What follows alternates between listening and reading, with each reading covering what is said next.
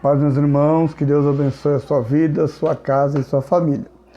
Vamos para a nossa segunda aula sobre o tema o poder secreto da oração. Que Deus abençoe vocês.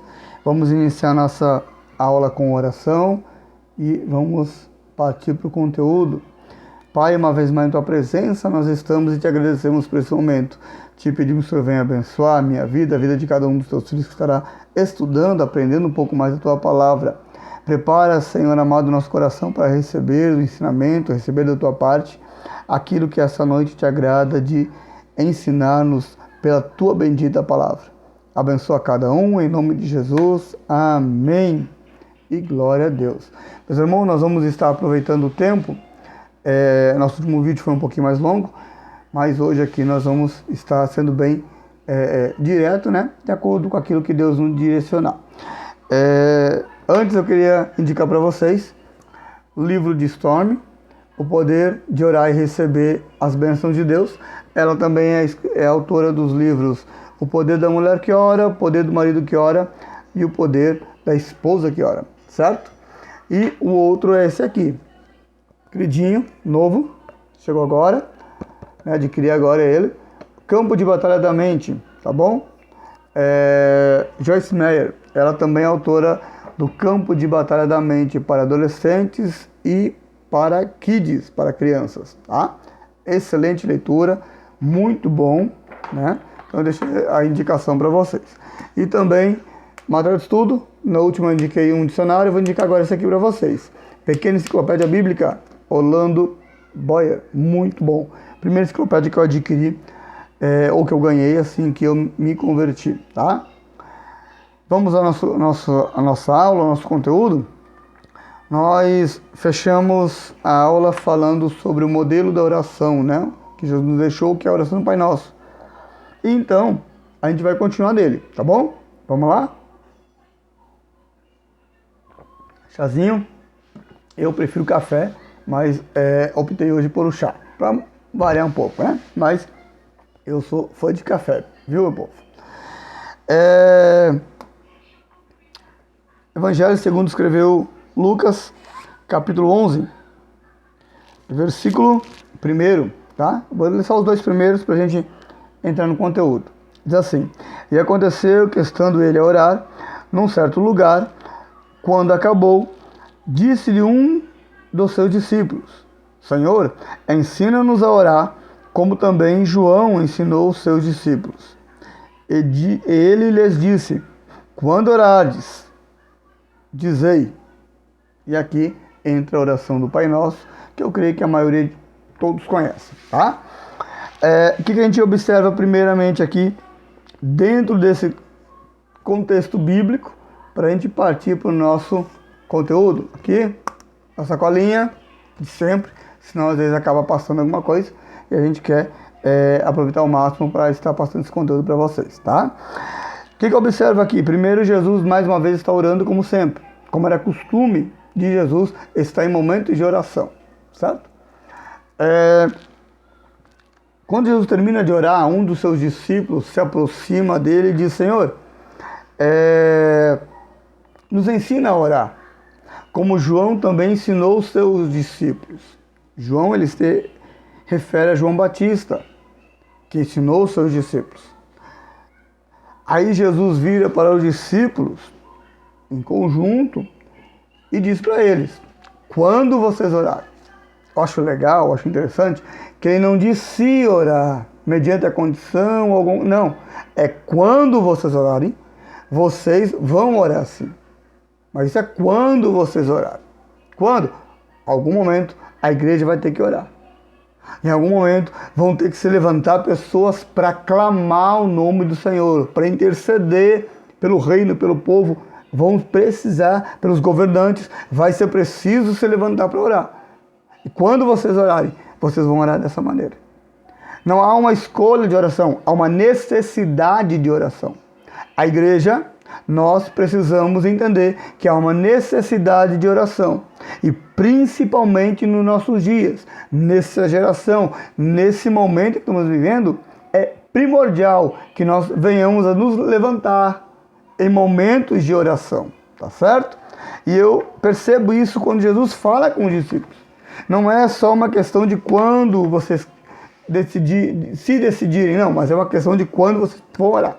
Vai chegar um momento que vocês vão ter que se levantar e orar. Tá? Dando graças ao Senhor. Né? Já dentro desse ponto aqui, quando orar, ao levantar, ao deitar, em todos os momentos, Paulo vai falar em 1 Tessalonicenses capítulo 5, versículo 17, que a oração deve ser contínua, sem cessar, a todo momento, independente da situação, a todo momento, precisa a igreja se levantar em oração. Mas, irmão Marcos, eu não vejo muito movimento de oração.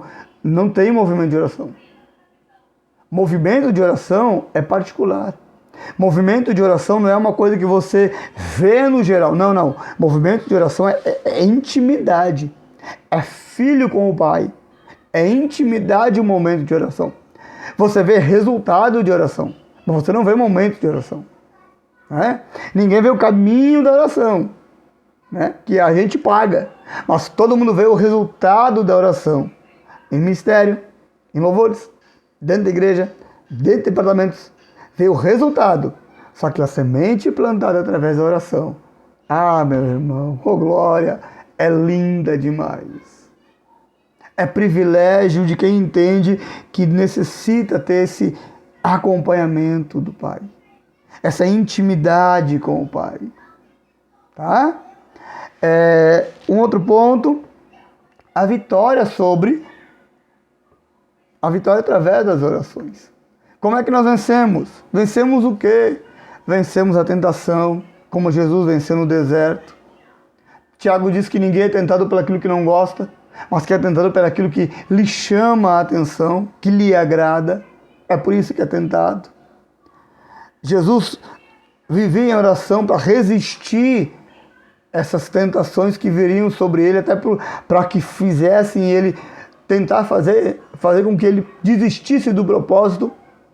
E vem às vezes sobre mim e sobre a tua vida para fazer com que a gente desista do propósito, desista no meio do processo daquilo que Deus tem para a nossa vida. Né? Enfermidades. Jesus não mudou, Deus não mudou. Desculpe, Deus não mudou. O poder dele continuou o mesmo. Ele ainda continua a operar. Se alguém mudou foi o homem. O Senhor continua tendo todo o poder. Então nas orações, Tiago diz que a oração pode muitos efeitos. Se alguém tem pecado, que abandone o pecado, confesse, e a oração o sarará. Se tem alguém enfermo, chama os presbíteros, eles vão ungir, eles vão orar, e a oração do justo vai levantar o enfermo. Então ele disse diversos momentos de oração. Diversos momentos de oração. E em todas as situações, em todas as dificuldades, em todos os momentos, independente do que a gente esteja passando, independente do que a gente esteja vivendo, o Senhor permanece o mesmo, não mudou. O Senhor não mudou. A gente muda, mas Deus permanece, tendo todo o poder para nos dar força na tentação, para nos curar de enfermidades, para nos levantar como intercessores por pessoas enfermas, para nos livrar, nos dar saída, nos dar salvação, nos dar um escape de situações difíceis. Ele permanece o mesmo. Tá? Vamos aqui preparar para a nossa conclusão. Objetivo da oração. E aí eu deixo para você refletir em casa. Tiago, Epístola de Tiago, capítulo 5, versículo 15 a 18. Né? Qual é o objetivo da oração? Primeiro, busca por um relacionamento pela presença de Deus. Cristão não sobrevive sem oração. Cristão não vive sem oração. Não adianta dizer que cristão sem oração vive. Não vive. Você pode ter pouco tempo, mas o pouco tempo que você tenha, fale com o Pai. A oração não é mecânica, não é com ritos, é com compromisso. A oração é com intimidade. Aonde você está, ore, fale com Deus, agradeça, agradecimento, oração, agradecimento. Foram 10 leprosos curados, mas só um voltou para agradecer. Pior coisa que tem, a gente diz, é uma pessoa ingrata. Nós também não podemos ser ingratos com o que Deus tem feito pela nossa vida. Intercessão, o objetivo da oração, interceder por outros. Eu creio que Deus vai levantar, vai fortalecer e vai nos capacitar para sermos intercessores pelo nosso grupo, pela nossa família, pela nossa casa. Nós vamos ser levantados para interceder cada vez mais pela nossa igreja, pelo evangelho, pelo crescimento do reino de Deus. Aleluia!